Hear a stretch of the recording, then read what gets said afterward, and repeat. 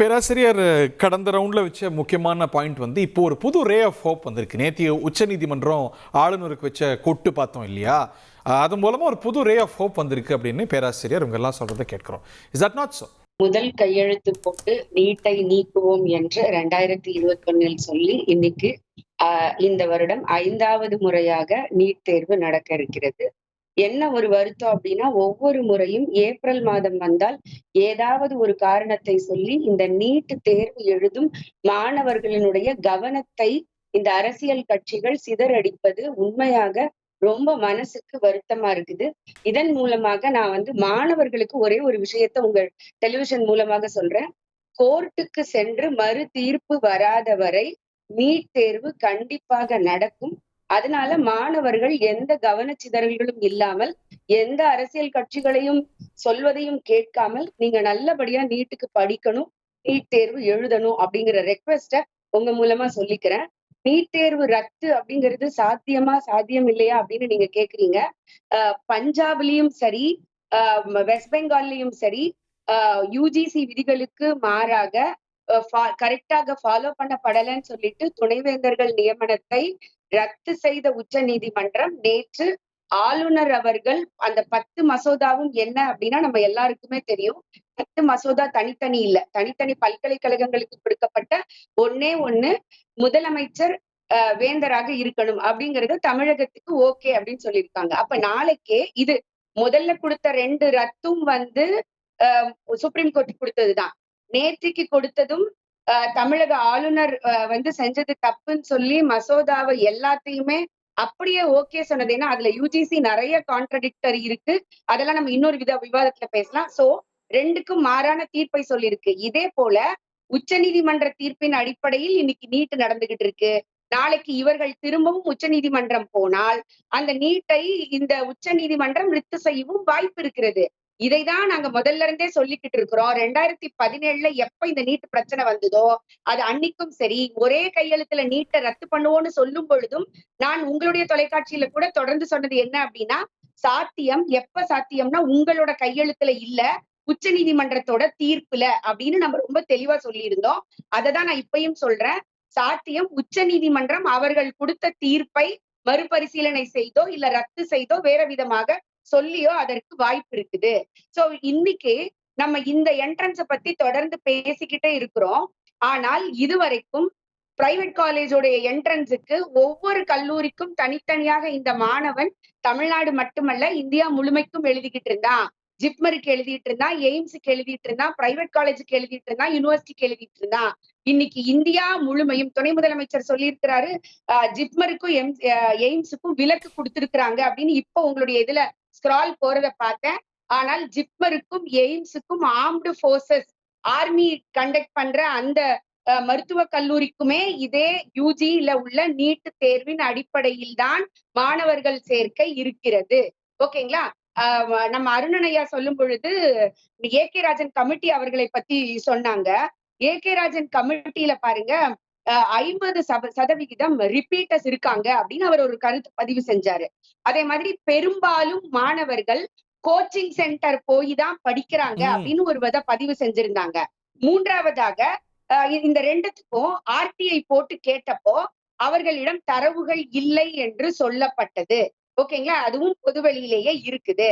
2006 இருந்து, அதாவது இது அரசு பள்ளி மாணவர்களுக்கு, ஏழை மாணவர்களுக்கு இழைக்கப்படுகிற அநீதி அப்படிங்கிறதுதான் இவங்க தொடர்ந்து அதுல சொல்லிக்கிட்டே இருக்கிறது.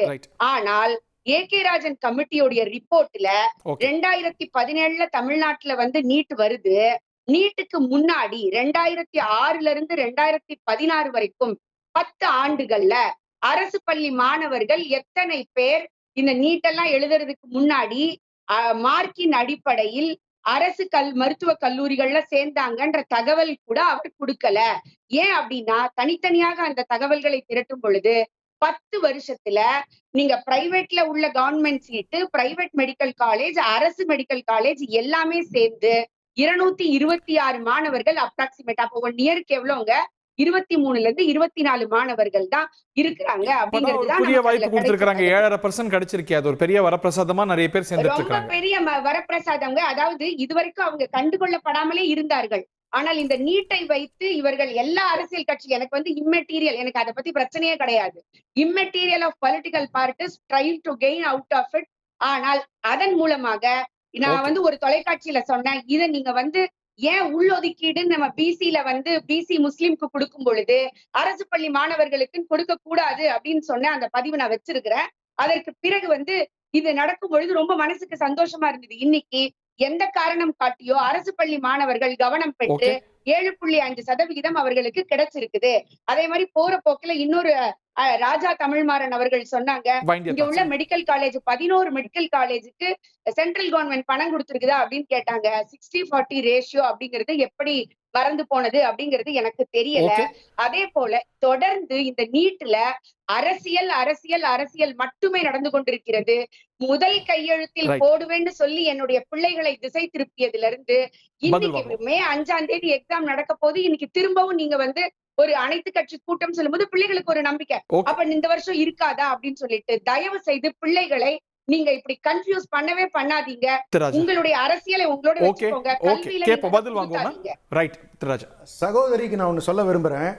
ஏதோ தமிழ்நாட்டில் இருக்கக்கூடிய குழந்தைகள் மட்டும்தான் இந்த நீட்னால பாதிக்கப்படுறாங்கன்னு சொல்லி சொன்னா கிடையாது. கோட்டால போன வருஷம் இந்த மாதிரி என்ட்ரன்ஸ் எக்ஸாம்ல எஸ்பெஷலா நீட் ஸ்பெஷலைசேஷன்ல கோச்சிங் சென்டர்ஸ்ல படித்த மாணவர்கள் 26 பேர் தற்கொலை செய்து கொண்டிருக்கிறார்கள். அதுக்கு முதல் வருஷம் 16 பேர் தற்கொலை செய்து கொண்டிருக்கிறார்கள். அதற்கு ஒரு முதல் வருஷம் 23 பேர் தற்கொலை செய்து கொண்டிருக்கிறார்கள்.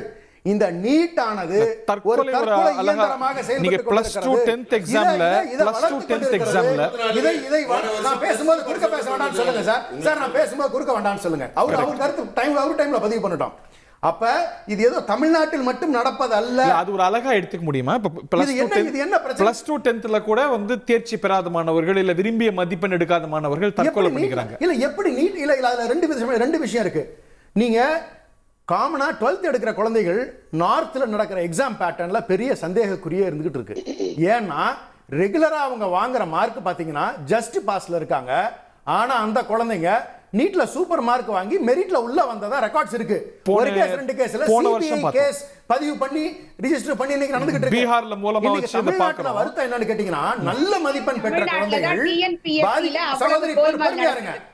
உங்க வாய்ப்பு வரும்போது நீங்க பேசலாம் ப்ளீஸ். ரைட்டுங்களா? அப்படி நீங்க மிகப்பெரிய அநீதி இழைக்கப்பட்டு கொண்டிருக்கிறது அப்படிங்கிறது ஒண்ணு. ரெண்டாவது சகோதரி சொன்னாங்க நீங்க அரசியல் பண்ணுங்க அப்படின்னு சொல்லி எல்லாத்தையும் பொதுப்படையில சொல்றாங்க. உரிமைகளுக்காக போராடுவது தமிழர்களுடைய வழக்கம். அதாவது இன்னைக்கு வந்து நம்மளுடைய மசோதாவில் முக்கியமா சொல்லணும்னு சொல்லி சொன்னா நேத்து கவர்னருக்கு கிடைத்த சம்மட்டி அடி கிட்டத்தட்ட எத்தனை மாதத்து போராட்டம், சட்ட ரீதியாக நடந்த போராட்டம். அதுபோல சட்ட ரீதியாக ஒரு வெற்றியை பெற வேண்டும் என்று சொன்னால் குறிப்பிட்ட கால அவகாசம் ஏற்படத்தான் செய்யும். வாய்ப்புகள் இருக்கின்ற பொழுது குரல் கொடுத்து கொண்டிருப்பது திமுகவுக்கு வழக்கம். ஏன்னா இது உரிமை. அப்ப அதுவும் கேட்காம சகோதரி சொல்றது மாதிரி பாத்தீங்கன்னு சொல்லி சொன்னா அவங்க தான் சொல்றாங்களே எல்லாத்தையும் விட்டுட்டு கம்முன்னு இருங்கிற மாதிரி சொல்றதெல்லாம் வந்து ஏற்புடையது அல்ல. எங்களுக்கு உரிமை இருக்கின்ற பொழுது கேட்கிறோம். ஏன்னா இது வந்து பல்வேறு மாநிலங்களின் ஒன்றியம் தான். இப்ப தமிழ்நாடு விரும்பலன்னு சொல்லி சொன்னா விலக்கு கொடுத்துட்டு போக வேண்டியது தானே. எங்களுக்கு சிஸ்டம். இப்ப இன்னொரு முக்கியமான கேள்வி வச்சுக்கோங்களேன். ஃபீ ரெகுலேஷன் கமிட்டி கிடையவே கிடையாது. என்ன சார் ஃபீஸ் இது? ஆனா கலைஞர் ஐயா இருந்தப்ப பிரைவேட் இன்ஸ்டிடியூஷன்ஸ்க்கும் கண்ட்ரோல்டு ஃபீஸ் இருந்துச்சு. நினைச்ச மாதிரிலாம் ஃபீஸ் வச்சுக்க முடியாது. 13.5 லட்சம் வச்சுக்கிட்டு இருக்காங்க, 21.5 லட்சம் வச்சுக்கிட்டு இருக்காங்க. இதெல்லாம் யாருமே கேட்க மாட்டாங்களா? இதெல்லாம் யாரு நிர்ணயம் பண்றது? என்ன கட்டுப்பாடு இதுக்கெல்லாம் இருக்கு? ஒவ்வொரு மாநிலத்துக்கும் ஒவ்வொரு மாதிரியான பேட்டர்ன்ஸ் ஃபாலோ பண்றாங்க. இப்பயும் கூட முன்னையும் கூட நம்ம பிராக்டிக்கலா எவ்வளவு கேஸ் கேள்விப்பட்டிருக்கோம். கோடிக்கணக்கில் கொடுத்து படிக்கிற மாணவர்கள் நீட்டுக்கு முன்னாடி நீட்டுக்கு அப்புறமும் கூட கேள்வி இல்ல அதுதான் கேக்குறேன் நான். ஏன் ரெகுலேட் பண்ண மாட்டேங்கிறீங்க? ஏன் அத முன்ன மாறி கேக்குறேன். முன்ன வந்து பணக்காரர்களுக்கு மட்டுமானதாக 50% நீங்கள் ஒதுக்கிவிட்டு 50% மட்டும் நியாயமாக கொடுப்பதாக பேசுகிறீர்களே, இது அநீதி இல்லையா? முன்ன கேபிடேஷன் ஃபீ எல்லாம் வாங்காம ரொம்ப நியாயமா மட்டும் தான் மாணவர்கள் ப்ரீ நீட் ஏரால சேர்ந்துட்டு இருந்தாங்க. அது இருந்தா கண்ட்ரோல் பண்றதுக்கு தான் வரணுமே ஒழிய you cannot allow it to happen legally.